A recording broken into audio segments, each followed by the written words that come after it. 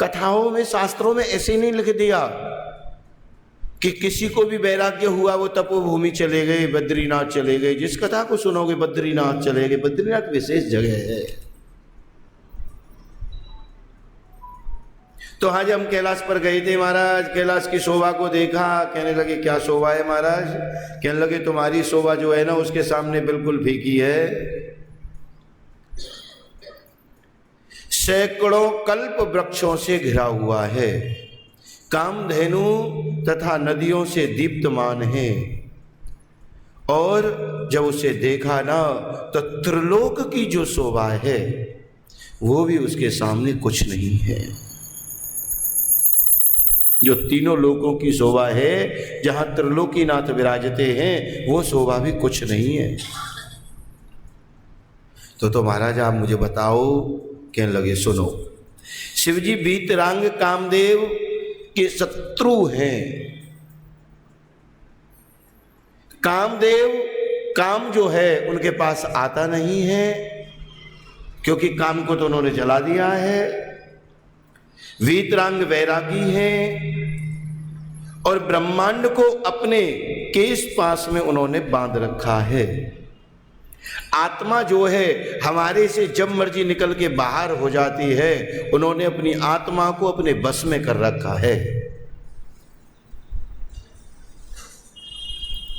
और जो उनके पास में नाग है ना, जो उनके गले में विद्यमान है, वो उनकी मनोवृत्ति से चलते हैं। और उनकी जो बराबर में बैठी हुई उनकी जो अर्धांगिनी है, महाराज अगर उनके बारे में बताया जाए तो वो बताना मेरे लिए मुश्किल है। ये कहते हैं नारद जी कि वो मेरे लिए मुश्किल है। ये बात मैं कैसे बताऊं कि वो कितनी सुंदर हैं, कितनी सौंदर्यवान हैं। कहने लगे महाराज मेरे यहाँ एक से एक अप्सरा है। कहने लगे भैया ये जितने भी अप्सराएं हैं ना, उनके सामने कुछ भी नहीं है। अच्छा, शास्त्रों में ये सत्य है कि तीनों देवियों में सबसे ज्यादा सौंदर्यवान अगर कोई है तो वो मां पार्वती है।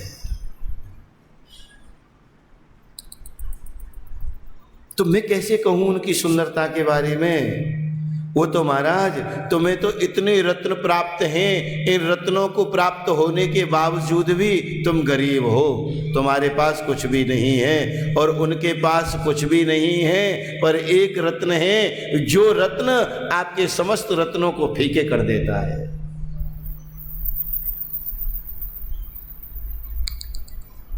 अब नारद जी के मन में चल रहा है कि मैं इसको कामातुर कर दूं।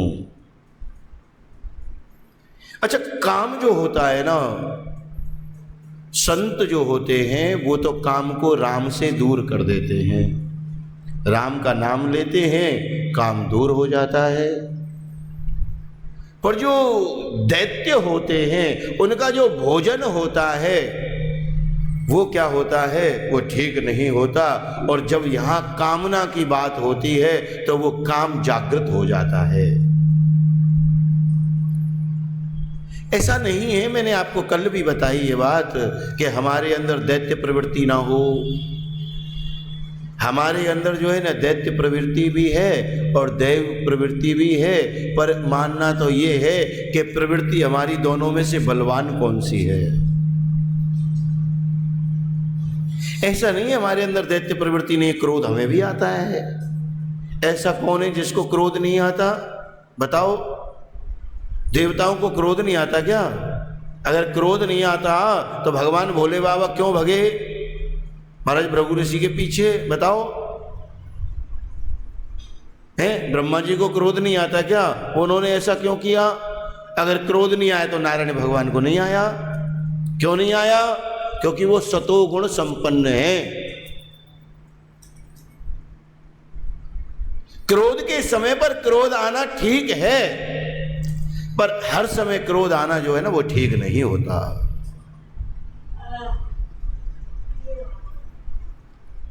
क्रोध आना चाहिए, गलत नहीं है क्रोध का करना, पर हर समय क्रोध करना वो गलत है, हर बात पर क्रोध होना वो गलत है।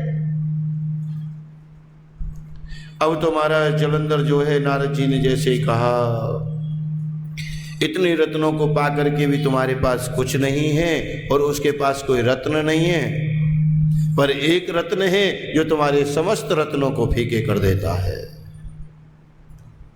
तो मुझे क्या करना चाहिए? देख भाई जलंधर, मैं कुछ नहीं कह सकता, ये करने के लिए मैं कुछ कह नहीं सकता।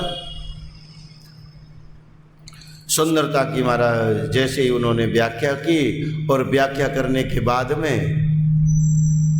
नारद जी कहने लगे, देख भैया, हमें तो सांप लगा हुआ है कि हम ज़्यादा देर एक जगह रुक नहीं सकते।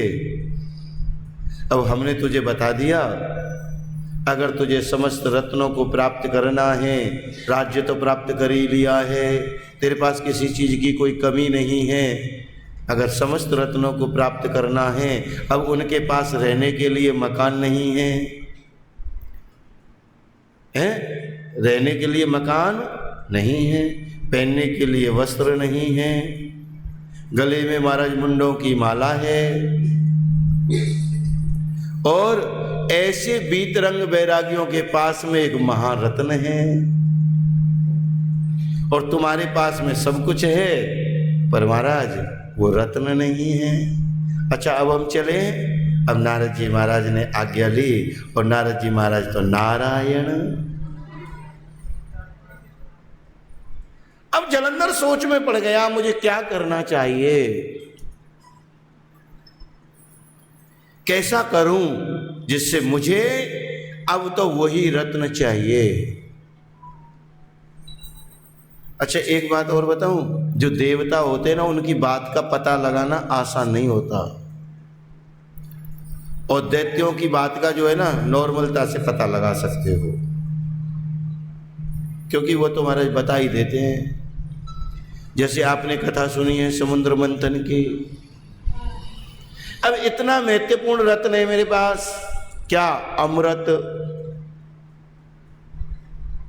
देवता दैत्य झगड़ रहे हैं, दैत्य लेके भग गए, ताकतवर तो ज्यादा होते ही हैं ये, क्योंकि जो दिमागदार बंदा होता है वो कम ताकतवर होता है, और जिसमें दिमाग की हल्की कमी होगी ना, वो ताकत ज्यादा होगी, पर उसमें लेके भग गए। अब देवताओं को तो और तो कुछ मिला नहीं, नारायण के पास गए, नारायण भगवान ने कहा मैं ला के दे देता हूं भैया। तो नारायण भगवान ना मोहिनी बन गए, कथा आप लोगों ने सुनी है, सुंदर बन गए, और जब सुंदर बन गए ना, तो उन दैत्यों ने उस सुंदरता को देख करके वो इतना अनमोल रत्न उस सुंदर नारी को दे दिया। तो बताओ, हुए कि नहीं मूर्ख? चाल को भी नहीं समझे, केवल सुंदरता को देखा, और उन्होंने कहा भी नारायण भगवान ने कि आपसे बड़ा कोई मूर्ख नहीं है, आप मुझे जानते नहीं हो मैं कौन हूं, फिर भी आप मुझे दे रहे हो। अब तो उन्हें और विश्वास हो गया, ईमानदार है ये, सही कह रही बिल्कुल। तो मेरा कहने का मतलब है कि सुंदरता जो है वो मन की जो है ना होनी चाहिए। शरीर की सुंदरता जो है ना वो हर जगह कामयाब, मन सुंदर होता है। तो जलंधर तो जो महाराज ऐसा ही, जलंधर भी तो वही है ना। अब जलंधर भी महाराज ये सोच में पड़ गया, राहु को बुलाया, भाई इधर आओ, जाओ और उनसे बोलो ये हमें दें, पार्वती को हमें दे दें। अब महाराज जैसे राहु गया, अब राहु गया तो नंदी जी द्वार पर बैठे थे। नंदी जी ने उसे रोक दिया, भाई हम इसलिए बैठे हैं यहाँ, हमें बता तो दो कहाँ जाते हो। नंदी ने जब कहा तो महाराज वो कहने लगा राहु कि मैं तो भगवान भोलेनाथ से मिलने जा रहा हूँ, भगवान भोलेनाथ ने इशारा किया, आने दो, क्योंकि आगे की लीला प्रारंभ होनी है, आने दो।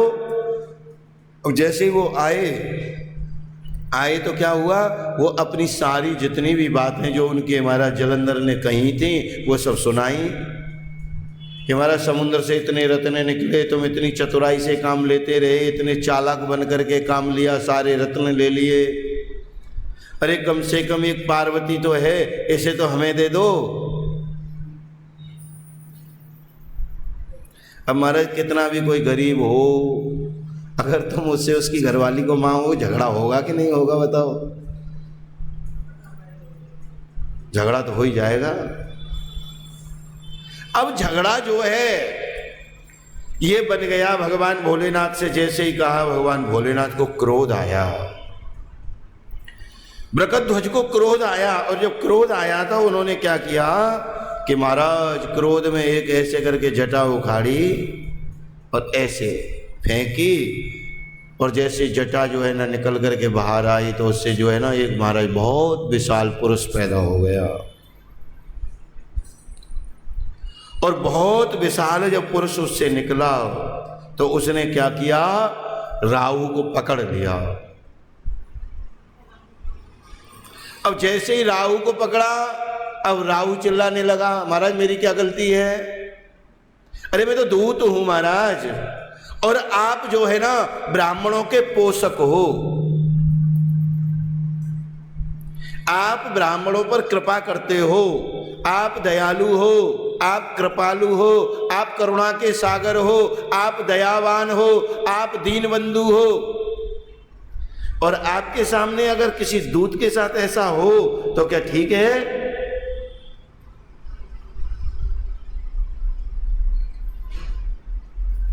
जैसे महाराज भगवान भोलेनाथ कहने लगे, भैया इसे छोड़ दो, ये इतनी प्रार्थनाएं कर रहा है, इसे छोड़ दो। कहने लगे, महाराज छोड़ कैसे दूं,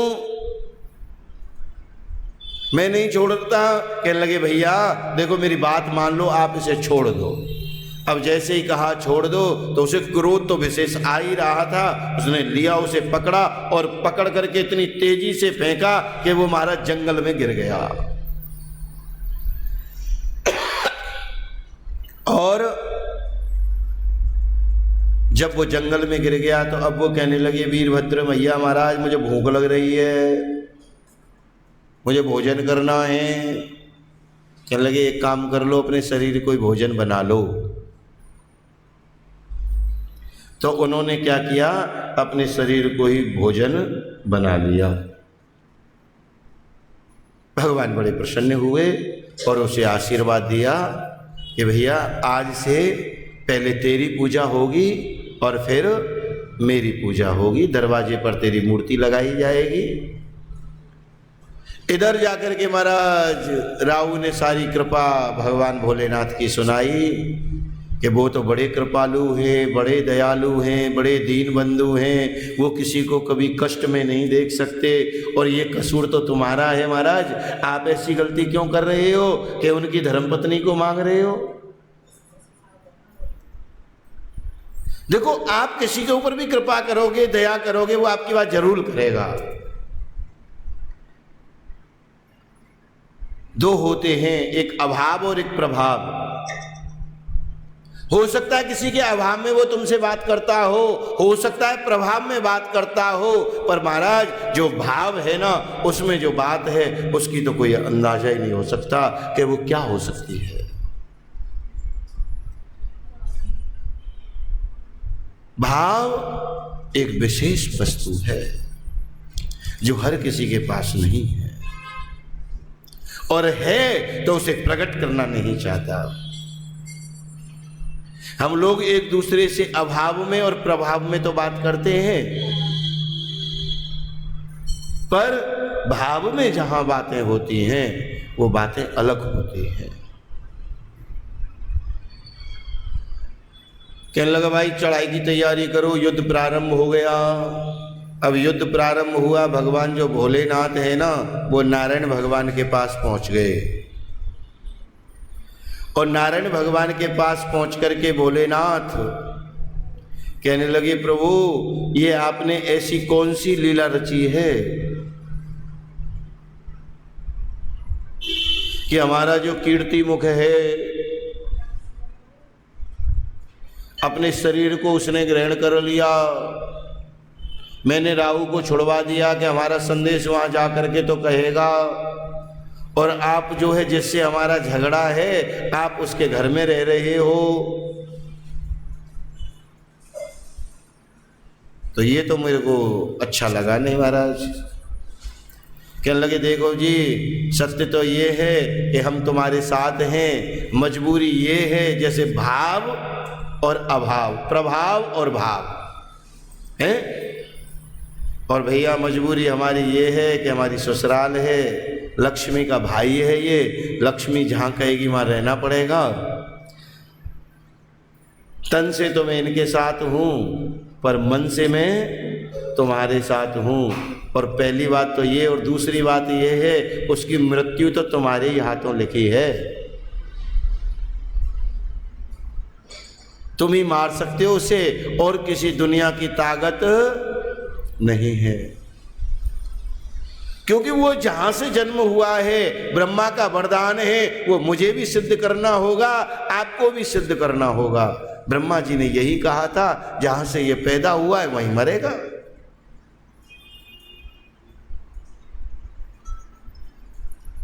तो अब तो महाराज इतना प्रारंभ हुआ युद्ध, इतना प्रारंभ हुआ युद्ध कि महाराज शुंभ निशुंभ, गणेश, कार्तिक, कीर्ति मुख,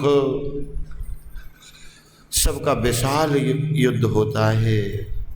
ऐसा विशाल युद्ध होता है, कभी कोई मर जाता है, कभी कोई मर जाता है। और जब शुक्राचार्य जो है ना, वो दैत्यों के गुरु हैं, और दैत्यों के गुरु हैं, वो जानते हैं संजीवनी कहाँ है। देवता कहते हैं महाराज हम इन सबको मार देते हैं, फिर जिंदे हो जाते हैं, कारण क्या है? भगवान भोलेनाथ ने कहा मैं इसका उपाय कर देता हूं। भगवान भोले बाबा ने एक जटा उखाड़ी ऐसे और ऐसे जमीन पर मारी, एक कृत्या उत्पन्न हुई, और वो कृत्या जो है ना महाराज, शुक्राचार्य को, अन्य दैत्यों को, सबको महाराज लेकर के चली गई। अब तुम्हारा देवताओं ने दैत्यों पर ऐसा प्रभाव डाल दिया, ऐसा प्रभाव डाल दिया, सब भागने लगे, गुरुजी को ढूंढने लगे, गुरुजी कहाँ गए? अब गुरुजी नहीं मिलते।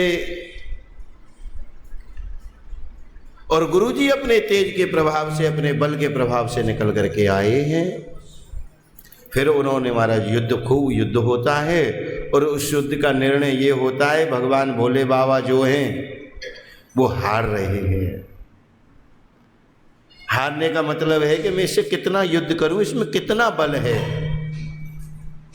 अच्छा, बल मनुष्य के अंदर जो होता है ना, वो धर्म का होता है। और इनकी दोनों जो पत्नियां हैं, इनकी जो दोनों पत्नियां हैं, दोनों का मतलब इधर तो महाराज वृंदा और इधर मां पार्वती, ये दोनों ही पतिव्रता हैं।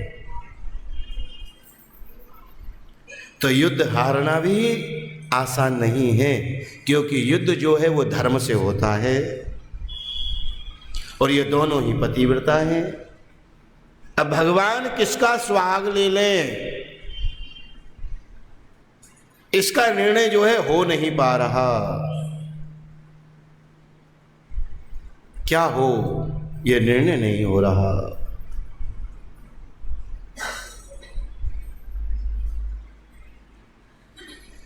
देखो ब्रह्मा विष्णु महेश निकले, महेश निकले, सारे संकट को हरने गणेश निकले, सारे संकट को।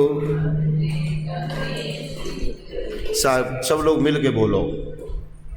तुम बोलते नहीं हो, फिर मैं बोलूँगा नहीं, और मैं कोशिश करता हूँ, कोशिश किया करूँ मैं। देखो ब्रह्मा विष्णु महेश निकले, महेश निकले, सारे संकट को हरने गणेश निकले, सारे संकट को हरने। सारे संकट को हरने। देखो ब्रह्मा की महिमा निराली है, देखो ब्रह्मा की है, देखो ब्रह्मा की महिमा है, जिनके संग में ब्रह्माणी विराजी है, जिनके संग में ब्रह्माणी है, जिनके संग में ब्रह्माणी भी,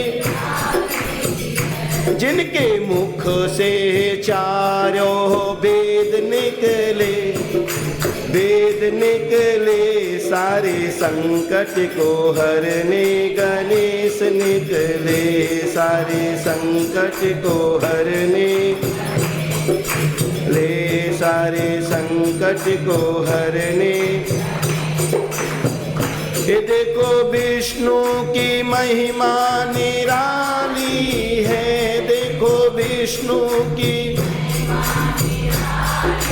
है, जिनके संग में लक्ष्मी बेरा है, जिनके संग में लक्ष्मी है, जिनके हाथों से धन के कुमेर निकले, जिनके हाथों से धन के कुमेर, सारे संकट को हरने गणेश निकले, सारे संकट को हरने ले, सारे संकट को हरने।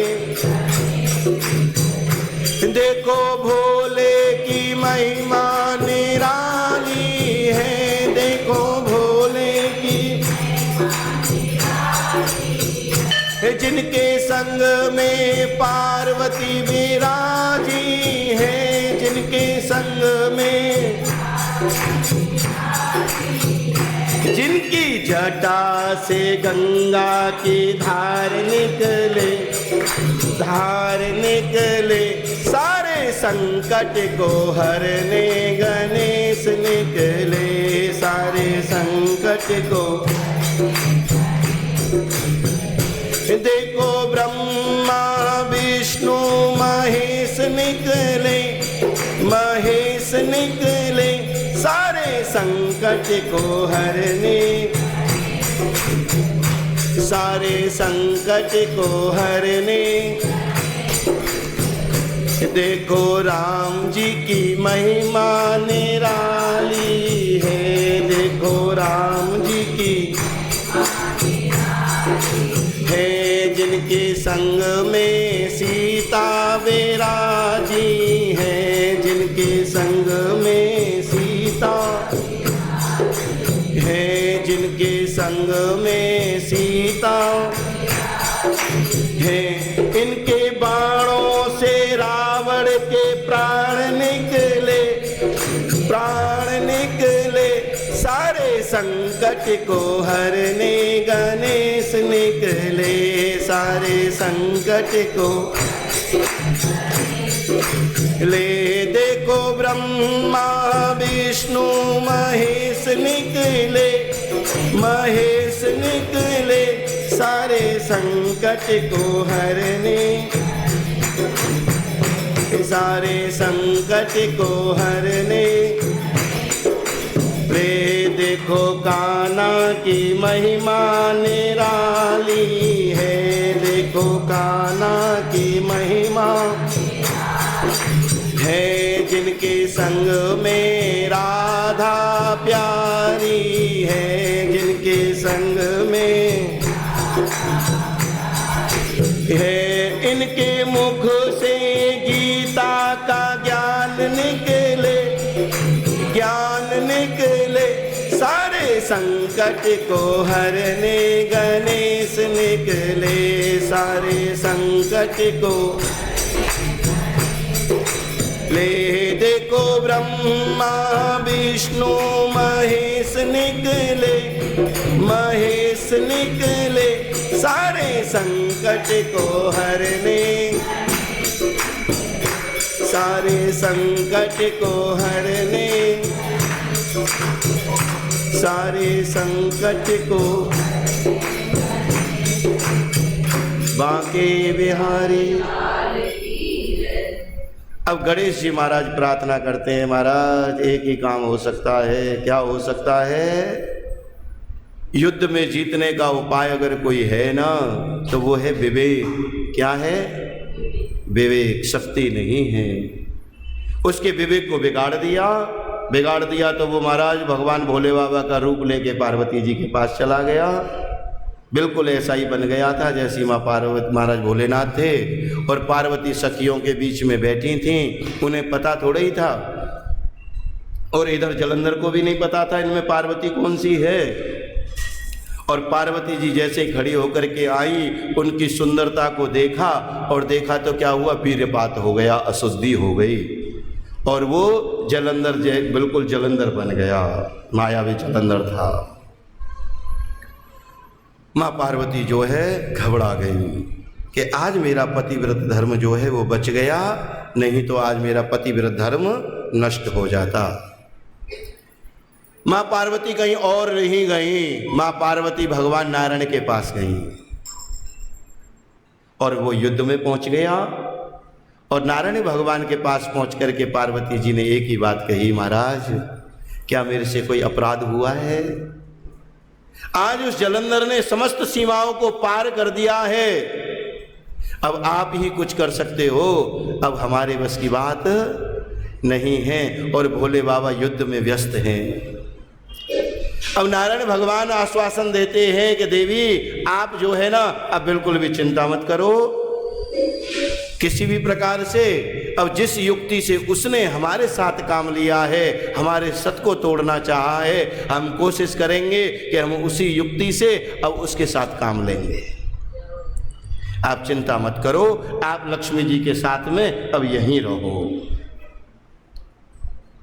बांके बिहारी लाल की, श्रीमन नारायण नारायण नारायण।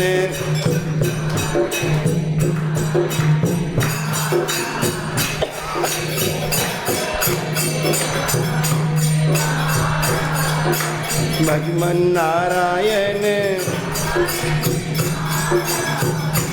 बेलनी के बेर सोधा, रोचे रोचे भोगे,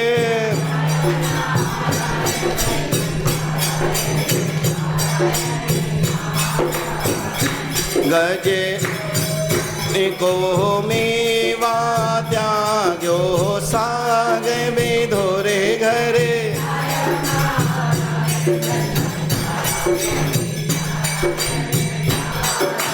यन नरसी भगत की सामल सामल,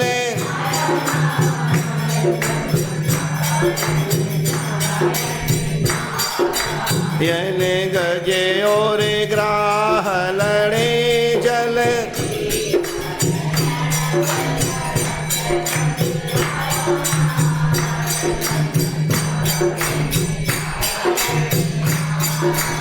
यन इंद्र को भयो ब्रजे ऊपर बरसत मूसल,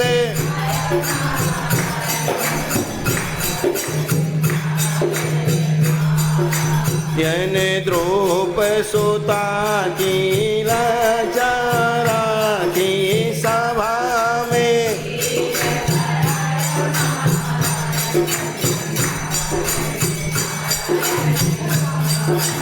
यन श्रीमन नारायण नारायण।